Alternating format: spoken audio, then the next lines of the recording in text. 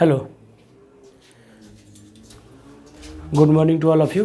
मैं हूं आपका अपना गोपाल यादव और मैं आप सभी को CLR एजुकेशन में स्वागत करता हूं। जैसा कि हम लोग कल साउंड का फर्स्ट लेक्चर रिकॉर्ड कर लिया और आप लोग तक पहुंच चुका होगा, तो आज इसमें हम लोग आगे पढ़ेंगे सेकेंड लेक्चर। और आगे जो आप लोग देख रहे होंगे बोर्ड पे लिखा हुआ है characteristic of a sound wave, इधर लिखा हुआ है CLR एजुकेशन। ठीक, तो अब CLR एजुकेशन कर देते हैं और आगे हम लोग पढ़ते हैं कि साउंड वेव के कैरेक्टरिस्टिक क्या होता है। ठीक, कौन कौन से कैरेक्टरिस्टिक होते हैं। ओके, तो देखिए हम लोग लास्ट लेक्चर में साउंड वेव, लॉन्गिट्यूडनल, ट्रांसवर्स वगैरह सब पढ़ चुके थे। ओके, ठीक, अब लॉन्गिट्यूडनल और ट्रांसवर्स वगैरह सब पढ़ चुके थे, तो यहाँ पे हम लोगों ने rarefaction, crest, compression, trough वगैरह भी पढ़ा था। ओके, आज हम लोग पढ़ेंगे कि वेव है तो आखिर उसमें कौन कौन से कैरेक्टरिस्टिक है, कौन कौन से गुण है, क्या क्या चीज़ें उसमें हैं। तो यहाँ पे 5 तरह के कैरेक्टरिस्टिक है। There are 5 characteristic of sound wave. पहला होता है आपका वेवलेंथ। ओके, लैम्डा से डिनोट करते हैं। सेकेंड होता है एम्पलीट्यूड, ए से डिनोट करेंगे। थर्ड होता है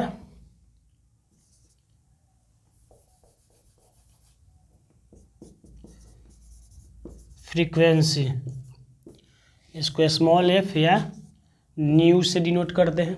ओके, फोर्थ होता है टाइम पीरियड, जिसको कैपिटल T से डिनोट करेंगे। And fifth and last speed of wave. ठीक, इसको स्मॉल v से डिनोट करेंगे। तो ये हमारे क्या हैं 5 कैरेक्टरिस्टिक ऑफ साउंड वेव है। अब इसको 1 बाय 1 हम लोग देखेंगे कि क्या होता है।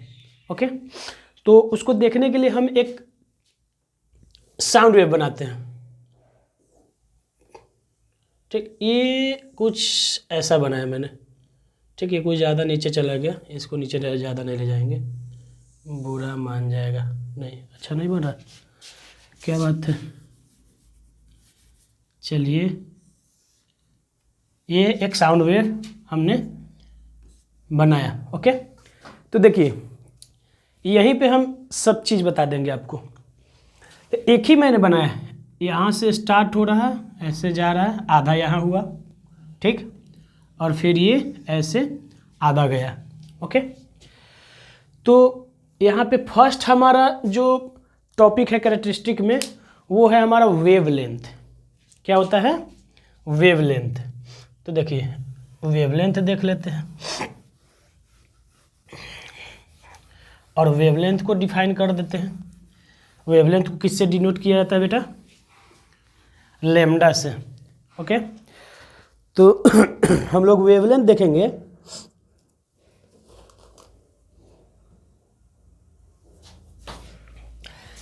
तो इसका डेफिनेशन होता है द मिनिमम डिस्प्लेसमेंट या डिस्टेंस। द मिनिमम डिस्टेंस जब कोई वेव जो है अपना ओरिजिनल पोजीशन को रिपीट करता है। ठीक, तो क्या लिखेंगे? द मिनिमम डिस्टेंस,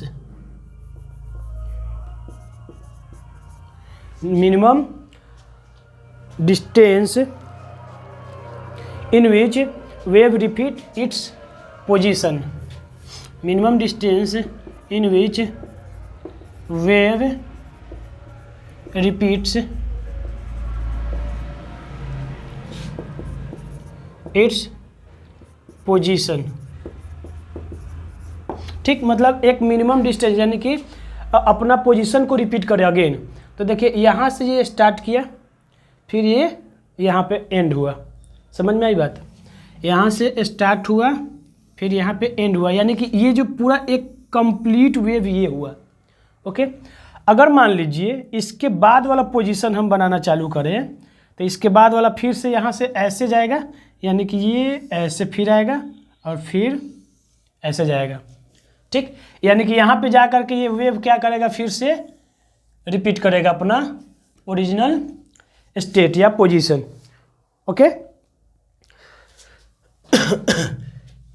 तो देखिए इस जो यहाँ से ये जो ओरिजिन से यहाँ के बीच में जो डिस्टेंस है, ठीक, मिनिमम डिस्टेंस, उसी को बोलेंगे क्या, लेम्डा, यानी कि वेवलेंथ। क्या बोलेंगे, वेवलेंथ। अच्छा एक और चीज़ देखिए, वेवलेंथ अगर आप वर्ड को देखिएगा, वर्ड का मीनिंग, तो वेव एंड दो चीज़ों से मिलकर बन रहा है, वेव एंड लेंथ, यानी कि इसको हम लोग बोल सकते हैं द लेंथ ऑफ वेव। कितना सिंपल है, the length of wave is wave length. क्या कर रहा है, वेव लेंथ को मैंने ब्रेक कर दिया, वेव एंड लेंथ, यानी कि वेव का लेंथ, उसी को हम लोग क्या बोलेंगे, वेव लेंथ। तो मैंने लिख दिया लेंथ ऑफ वेव, हो गया। एक और चीज़ देखिए, ये तो हो गया यहाँ पे। अगर हम लोग देखें तो ये मैक्सिमा है, ये मिनिमा है, और फिर से यहाँ पे मैक्सिमा आ रहा है। ओके, और मैक्सिमा पॉइंट को हम लोग क्या बोलते थे, क्रेस्ट। क्या बोलते थे, क्रेस्ट। ओके, क्रेस्ट बोलते थे। तो इस दो कॉन्जिक्यूटिव क्रेस्ट के बीच का जो डिस्टेंस होगा उसको भी हम वेवलेंथ बोल सकते हैं, या दो कॉन्जिक्यूटिव ट्रफ का जो डिस्टेंस होगा उसको भी वेवलेंथ बोल सकते हैं हम लोग, इसको भी वेवलेंथ बोल सकते हैं हम लोग। ओके, तो यहाँ पे लिख सकते हैं the distance between two crests. Okay, अगला लिख सकते हैं पॉइंट, द डिस्टेंस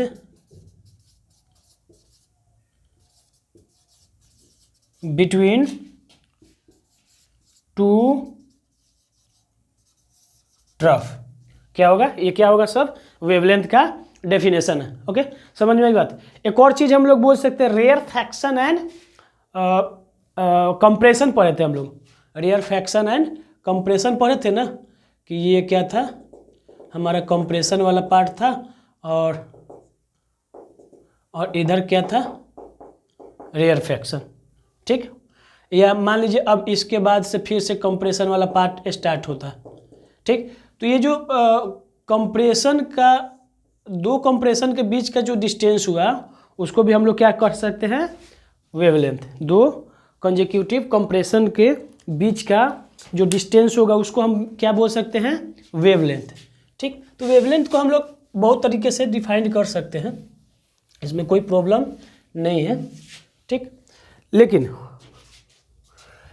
जैसे ट्रफ हुआ, क्रेस्ट हुआ, क्रेस्ट के रूप में हम लोग डिफाइन कर सकते हैं इसको, ट्रफ के रूप में हम लोग डिफाइन कर सकते हैं, दो कंसेक्यूटिव कंप्रेशन के लिए भी इसको डिफाइन कर सकते हैं, दो कंसेक्यूटिव रेयरफैक्शन के लिए भी इसको हम लोग डिफाइन कर सकते हैं। ओके, तो इसमें कोई प्रॉब्लम नहीं होना चाहिए।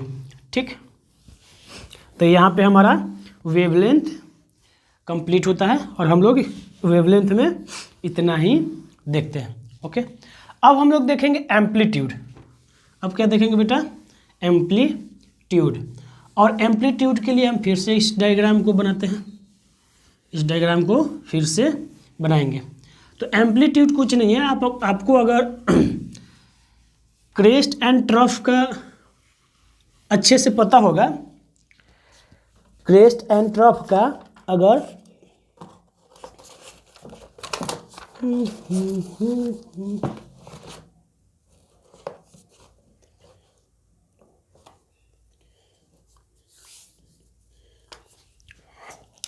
देखिए सेकेंड वाला क्या है हमारा, एम्पलीट्यूड, इसको डिनोट क्या करते हैं, ए से। ओके, तो ये क्या होता है, जैसे कि यहाँ पे हम एक डायग्राम बनाते हैं, ठीक। ये हमारा वेव का डायग्राम है, ठीक। तो ये जो है ओरिजिनल पोजीशन है, ओरिजिनल पोजीशन है, क्या अनडिस्टर्ब पोजीशन इसको हम बोल सकते हैं, जो मतलब अनडिस्टर्ब पोजीशन, डिस्टर्ब पोजीशन मतलब जब डिस्टर्बेंस नहीं था, ओरिजिनल जहाँ से वो स्टार्ट होता है वेव, ठीक। तो देखिए ओरिजिनल जब स्टार्ट होता है ये मैं ऊपर की ओर इतना ऊपर जा रहा है यानी कि मैक्सिमा तक जा रहा है, और नीचे की ओर ये मिनिमा तक जा रहा है, ओके। यानी कि ये ट्रफ जा रहा है और ये क्या जा रहा है, क्रेस्ट जा रहा है, ठीक, ओके। इसमें तो कोई दिक्कत नहीं है आप लोगों को, ये तो बहुत बार देख रहे हैं तो इस बार भी देख लिए, okay.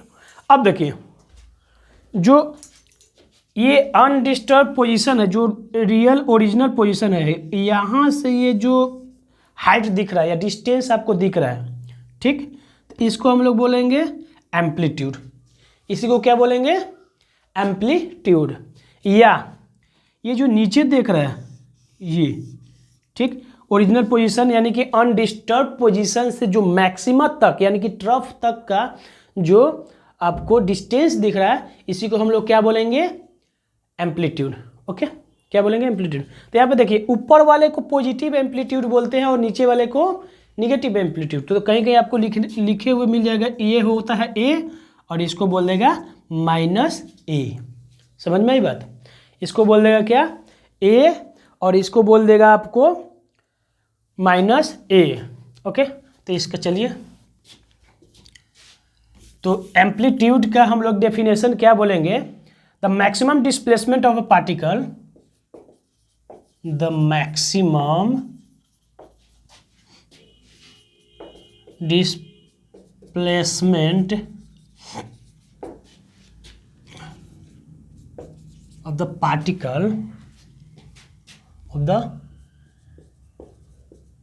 particle from its undisturbed position, ठीक, ओके। देखिए जैसे कि एक और चीज़ इसको एग्जांपल से ये समझा सकते हैं हम लोग कि हम लोग ने रोप वाला एक ये प्रैक्टिकली जो बताया था आपको, रोप का एग्जांपल लिया था जो एक्सरसाइज करते जिम में। तो उसमें क्या था कि हम लोग रस्सी को ऊपर नीचे करते थे, ठीक, ऐसे करते थे। तो ऊपर गया फिर नीचे आया, ऊपर गया फिर नीचे आया, और इस तरह से ऐसे वेव ऐसे होते जाता था, ठीक। तो ये जो ऊपर गया ना इसको बोलेंगे ए, और जो नीचे गया उसको -a। समझ में आई बात, दिख रहा है, ज़्यादा छोटा लिख दिया क्या, नहीं दिख रहा है, अच्छा से दिख रहा है, ठीक। तो ऊपर जो गया उसको क्या बोलेंगे हम लोग, +a, और नीचे a, यानी कि मैक्सिमम कहाँ तक जा रहा है, यहाँ तक क्रेस्ट तक जा रहा है, देखिए। और ये कहाँ तक जाएगा, मिनिमम आपका ट्रफ तक जा रहा है, ठीक। तो इसी को हम लोग क्या बोलेंगे, ए हो गया और ये हो गया निगेटिव ए हो गया, यानी कि एम्पलीट्यूड हो गया। समझ में आ गई बात, इसमें कोई प्रॉब्लम नहीं होना चाहिए। अब देखिए अगला जो हमारा टॉपिक है वो है फ्रीक्वेंसी।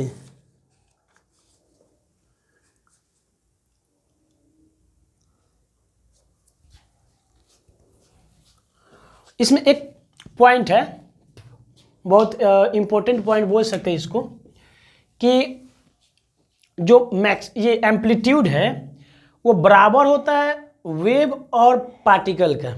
जैसे कि यहीं पे ये एग्जांपल मैंने, ये जो डायग्राम आप देख रहे हैं, तो यहाँ पे देखो मीडियम को हम लोग ऊपर नीचे कर रहे हैं, ऐसे ऐसे अगर मीडियम को हम करते हैं तो ये इसका वेव क्या होगा, आगे की ओर ट्रेवल करेगा। तो ये जो मीडियम का जो डिस्प्लेसमेंट है इधर +a और -a, इतना ही के बराबर इसका वेव का भी डिस्प्लेसमेंट, देखिए वेव भी उतना ही के बराबर जा रहा है, यानी कि इतना और ये, ठीक। तो यहाँ पे एक वर्ड लिखाएगा कि amplitude is same as the particle end of the wave, ठीक। यानी कि जितना पार्टिकल को ऊपर नीचे हम लोग किए मैक्सिमम और मिनिमम तक, उतना ही उसका वेव भी मैक्सिमम एंड मिनिमम तक जाएगा। ओके, समझ में आ गई बात।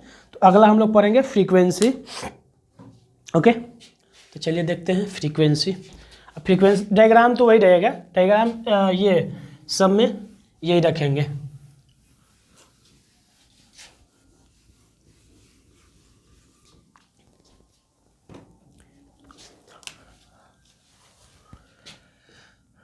या टाइम पीरियड पहले बोल देते हैं या फ्रीक्वेंसी, चलिए कोई दिक्कत नहीं है, फ्रीक्वेंसी ही। फ्रीक्वेंसी को स्मॉल f एंड न्यू से डिनोट करते हैं। ओके जी,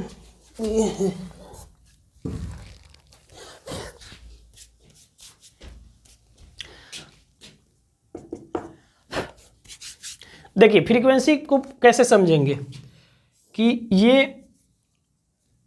हम वेव बना रहे, 1 2 3, कितना वेव बनाया? 3 वेव बनाया। ओके, तो देखिए 3 वेव बनाया, यहाँ से एक, ठीक, एक वेव, फिर यहाँ से यहाँ तक 2, और फिर यहाँ से यहाँ तक 3। देखो 3 कंप्लीट वेव बन रहा है ना। तो फ्रीक्वेंसी को समझने के लिए हम ऐसे बोलेंगे कि ये वेव 1 सेकेंड में कितनी बार रिपीट कर रहा है, 1 सेकेंड में कितनी बार ये रिपीट करेगा, मतलब कितना वेव बनाएगा। ठीक, मान लीजिए 1 सेकेंड में 1 बार, 2 बार, 3 बार बना दिया। 1 सेकेंड में कितना? 3 बार बना दिया। उसी नंबर को, उसी काउंटिंग को हम लोग क्या बोलेंगे? Frequency. The number of repetition of wave per unit पर सेकेंड, सॉरी पर सेकेंड या पर यूनिट टाइम। पर यूनिट टाइम भी अगर हम लिखते हैं तो सेकेंड ही लेंगे, क्योंकि टाइम का यूनिट क्या होता है बेटा? Second. The number of repetition per unit time is called its frequency, या the number of complete wave cycle. ठीक, वही बात हुआ ना, वेव साइकिल, एक वेव साइकिल, दूसरा वेव साइकिल एंड तीसरा वेव साइकिल। ठीक, तो चलिए इसका डेफिनेशन अब हमारे पास आ गया कि the number of a complete wave cycle, wave cycle पर यूनिट टाइम, या यहाँ पे second, is called its frequency. समझ में आ गई? यस, समझ में आ गई। ठीक, तो देखिए यहाँ पे कितनी, इसकी अब कोई ज़रूरत नहीं है, इसकी कोई ज़रूरत नहीं है मेरे लाल पीले हरे बच्चे। ठीक, तो देखिए यहाँ पे 1 सेकेंड में कितनी बार रिपीटेशन हुआ? 1 2 3, 3 बार मैंने पहले ही बता दिया। डेफिनेशन लिखने से पहले मैंने आपको ये वेव डायग्राम से ही बता दिया कि ये 1 2 आए, 3 बार रिपीट कर रहा है कितना में? पर यूनिट टाइम, यानी कि पर यूनिट सेकेंड, यानी कि कितने सेकेंड में? 1 सेकेंड में अगर ये 3 बार रिपीट कर रहा है वेव को, तो हमारा फ्रीक्वेंसी क्या हो जाएगा बेटा? ये हो जाएगा हमारा 3। और एसआई यूनिट ऑफ फ्रीक्वेंसी होता है हर्ज। एसआई यूनिट ऑफ फ्रीक्वेंसी होता है हर्ज। ठीक, तो लिख देते हैं SI unit of frequency is हर्ज, और डिनोट करते हैं एच जेड से। ठीक, दिख रहा है क्या नीचे? नीचे दिख रहा है क्या? हाँ दिख रहा है, वेरी गुड। ठीक, तो हमारे पास हर्ज हो गया। ओके, अब यहाँ पे एक चीज़ फ्रीक्वेंसी में तो और बाकी समझने वाली चीज़ नहीं है। अब देखिए फ्रीक्वेंसी होता है number of repetition per unit time. तो इसको फॉर्मूला के दृष्टिकोण से अगर हम लोग देखते हैं तो ये फ्रीक्वेंसी हो जाता है 1/टाइम पीरियड। ठीक, क्या होगा, 1 time period, reciprocal of time period. तो इसके अगले जो डेफिनेशन है हमारा क्या है, टाइम पीरियड है। ओके, अब देखिए यहाँ पे अगर कोई बोल दे कि 1 हर्ज का डिफाइन कीजिए, व्हाट इज 1 हर्ज। ठीक, आपको अगर कोई बोल दे कि व्हाट इज 1 हर्ज, आप तो समझ गए कि हाँ हम ऐसा unit of frequency is hertz. But कोई पूछ दे what is the value of 1 hertz, then what will be your answer. ठीक, तो उस आपका आंसर क्या होगा वो हम बताते हैं। 1 हर्ज का मतलब होगा, देखिए एक रिपीटेशन है, यानी मान लीजिए कि अगर एक रिपीटेशन है, देखिए हर्ज का कोई ये फिक्स नहीं है कि एक ही रिपीटेशन होगा, लेकिन हाँ एक चीज़ फिक्स है, टाइम 1 सेकेंड लेना है। टाइम कितना लेना है बेटा, 1 सेकेंड लेना है। रिपीटेशन कोई फिक्स नहीं कि आप कितना भी हो सकता, 50 रिपीटेशन हो, 10,000 हो, 15,000 हो, 500 हो, 2 हो, 5 हो, 6 हो, 8 हो, कुछ भी हो सकता है। ओके, तो चलिए हम लोग 1 हर्ज का डिफाइन करते हैं। 1 hertz equal two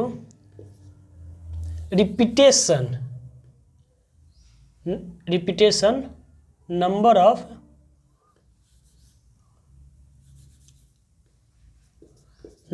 of repetition in 1 second. Okay, मतलब कि 1 सेकेंड में कितना रिपीटेशन होता है उसको हम लोग क्या बोलेंगे, 1 हर्ज। समझ में आई बात। तो ये हमारा हो गया आपका फ्रीक्वेंसी का काम तमाम। अब आगे देखते हैं हम लोग टाइम पीरियड।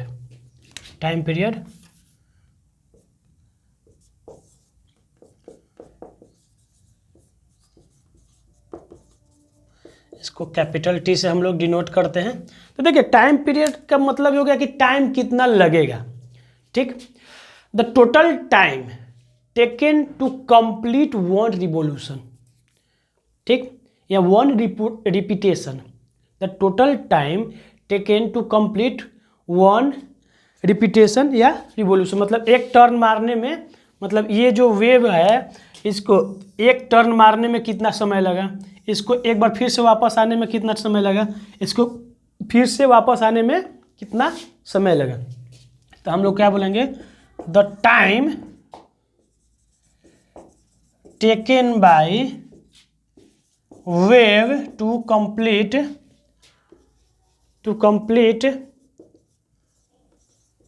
1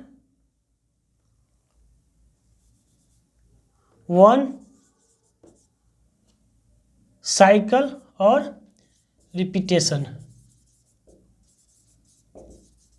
मतलब एक बार ये पूरा कंप्लीट रिपीट करने में, एक बार कंप्लीट करने में कितना समय लग रहा है, उसी को हम लोग क्या बोलेंगे, टाइम पीरियड। इसका एसआई यूनिट हो जाएगा, SI unit of T is second. Obvious ही बात है, ये कोई बताने वाली बात है, ये तो अंडरस्टूड है। ठीक हो गया।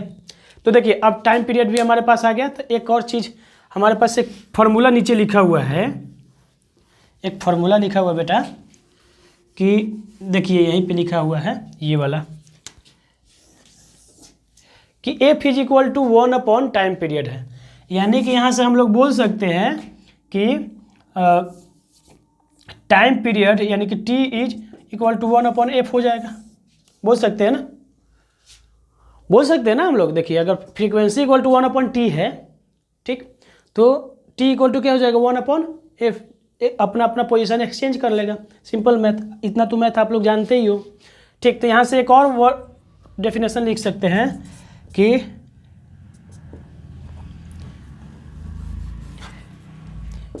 Time period is reciprocal of frequency and vice versa.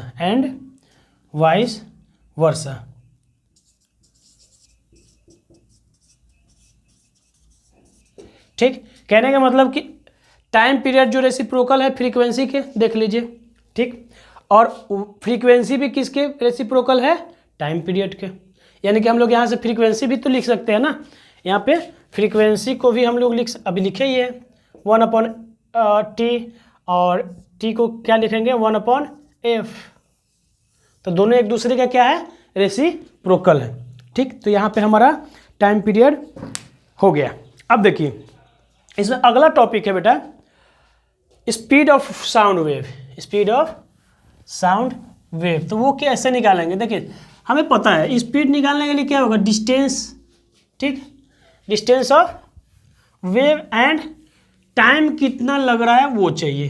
ठीक, तो डिस्टेंस और टाइम को डिवाइड कर देंगे तो क्या आता है, हमारा स्पीड आ जाता है। यानी कि speed of sound wave is equal to distance upon time. तो डिस्टेंस में क्या हो जाएगा हमारा, डिस्टेंस में बेटा हो जाएगा आपका वेवलेंथ। क्या होगा, वेवलेंथ हो जाएगा हमारा डिस्टेंस। ओके, और टाइम पीरियड क्या हो जाएगा, टाइम। तो वेवलेंथ एंड टाइम पीरियड को डिवाइड करेंगे तो हमारा स्पीड ऑफ वेव पता चल जाएगा। इसमें कोई बड़ी चीज़ नहीं है। ओके, स्पीड या वेलोसिटी ऑफ देख लेते हैं, कुछ पीछे सब सही चल रहा है। Yes, very good. देखिए तो लास्ट है हमारे पास वेलोसिटी और स्पीड ऑफ साउंड वेव। इसको डिनोट करते हैं स्मॉल v से। ओके, तो देखिए ये होता क्या है, मैंने अभी डिफाइन कर ही दिया रब करते करते कि स्पीड या अगर वेलोसिटी होगा तो डिस्प्लेसमेंट अपॉन टाइम, अगर स्पीड होगा तो डिस्टेंस अपॉन टाइम। यहाँ पे डिस्प्लेसमेंट या डिस्टेंस क्या होगा बेटा, वो होगा आपका वेव लेंथ। ठीक, लेंथ को ही बोलेंगे ना डिस्टेंस। ठीक, और यहाँ पे इस डायग्राम में अगर हम लोग देखें तो हमारा क्या है, ये कंप्लीट एक वेव है।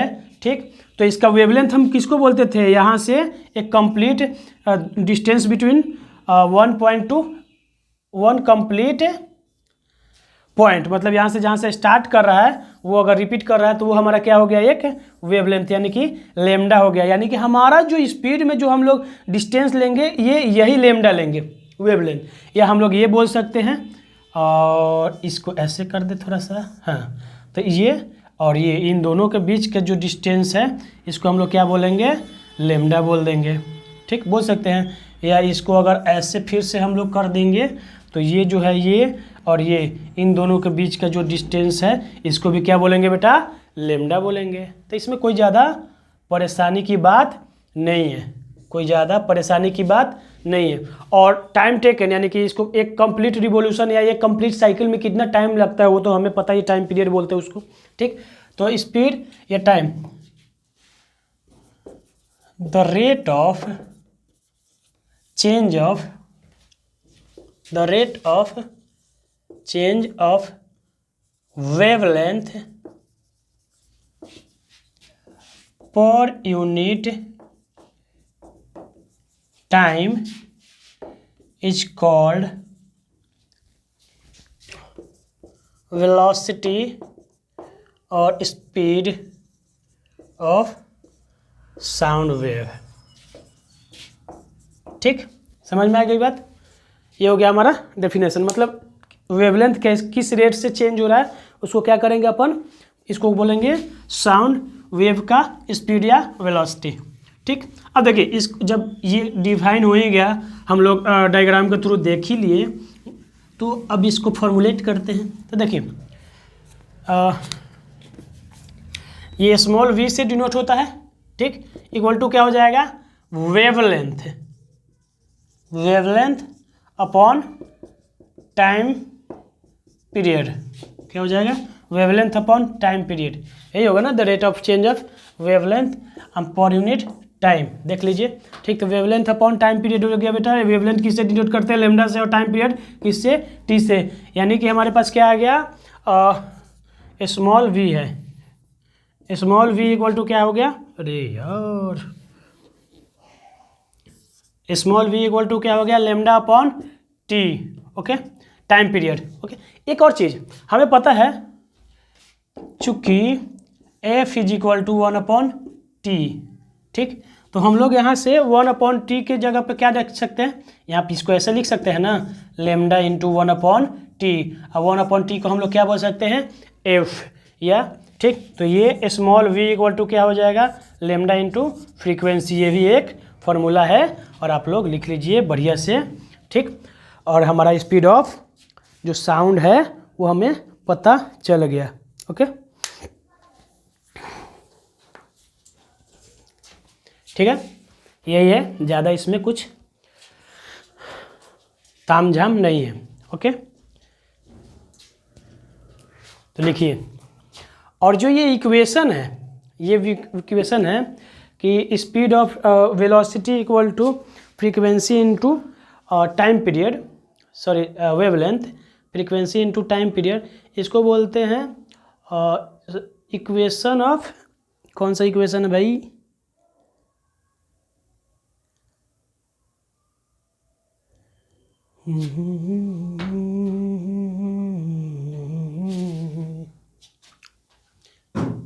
जल्दी से लिख लीजिए। और इसको हम लोग एक और पॉइंट लिख देते हैं, v इक्वल टू जो लेमडा इंटू एफ है, ठीक, एफ ही है ना, हाँ, इसको बोलते हैं वेव इक्वेशन। इसको क्या बोलेंगे, वेव इक्वेशन। बाकी कुछ ज़्यादा नहीं इसमें, हम लोग साउंड वेव का जो कैरेक्टरिस्टिक होता है सब पढ़ लिए। और नेक्स्ट लेक्चर में जो है हम इस फॉर्मूले से 2-3 न्यूमेरिकल कर लेंगे और उसके बाद आगे बढ़ेंगे और देखेंगे कि आगे इस लेक्चर में क्या क्या और है। और इसी तरह से हम लोग अच्छे से एक एक्सप्लेनेशन के साथ इस चैप्टर को आगे बढ़ते जाएंगे। तब तक के लिए धन्यवाद।